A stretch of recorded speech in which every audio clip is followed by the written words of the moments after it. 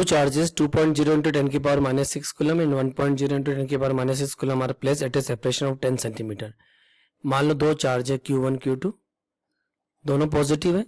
एक की वैल्यू है 2 इंटू 10 की पावर माइनस 6 कूलम, दूसरे की है 1 into 10 to power minus 6 coulomb, और दोनों के बीच का जो सेपरेशन है R, इसकी वैल्यू आपको 10 सेंटीमीटर गिवन है। मीटर में कन्वर्ट करोगे तो क्या लिखोगे 10 इंटू 10 टू पावर माइनस 2, और you can say 10 to power minus 1 metre.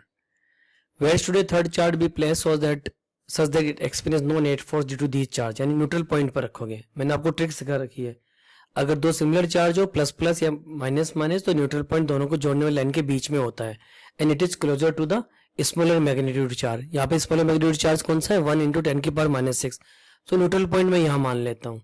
And let I say this distance is given to us x, तो बची हुई डिस्टेंस कितनी हो जाएगी r माइनस x।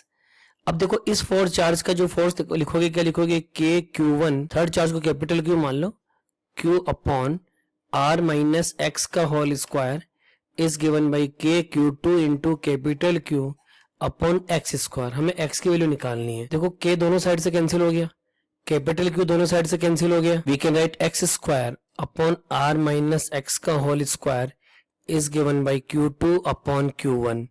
q2 की वैल्यू कितनी है 1 into 10 to power minus 6, Q1 की वैल्यू कितनी है 2 इंटू 10 की पावर माइनस 6। तो देखो 10 की पावर माइनस 6 दोनों जगह से कट गया। अब इस इक्वेशन का स्क्वायर रूट लोगे तो क्या लिखोगे x upon r minus x is given by 1 by root 2। Further we will solve it, we will write root 2x equal to r minus x। x को इधर लेके आ जाओगे तो क्या हो जाएगा root 2 plus 1 into x is given by r।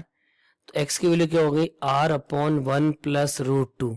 r की जगह आप क्या रखोगे 10 की power minus 1 upon 1 plus root 2 कितना होता है 1.414, यानी x की वैल्यू कितनी होगी it is given by 1 upon 10 की पावर माइनस 1 नीचे आएगा प्लस हो जाएगा, एंड 1 प्लस 1.414 कितना हो गया 2.414। अब ये मीटर में है, कैलकुलेशन करना टफ हो जाएगा तो हम लोग सेंटीमीटर में कन्वर्ट कर लेते हैं, 100 से मल्टीप्लाई कर लेते हैं। 10 से 10 कैंसिल हो गया, यहाँ पे हमको क्या मिलेगा x विल बी 10 अपॉन 2.414। इसको हम फिर सोल्व करेंगे, we will get it is 4.142 centimetre. Round figure में इसको आप क्या लिख सकते हो 4.1 सेंटीमीटर। तो आंसर क्या आएगा 4.1 सेंटीमीटर फ्रॉम द Q2, और Q1 से कितनी डिस्टेंस हो जाएगी 10 minus 4.1 it is given by 5.9।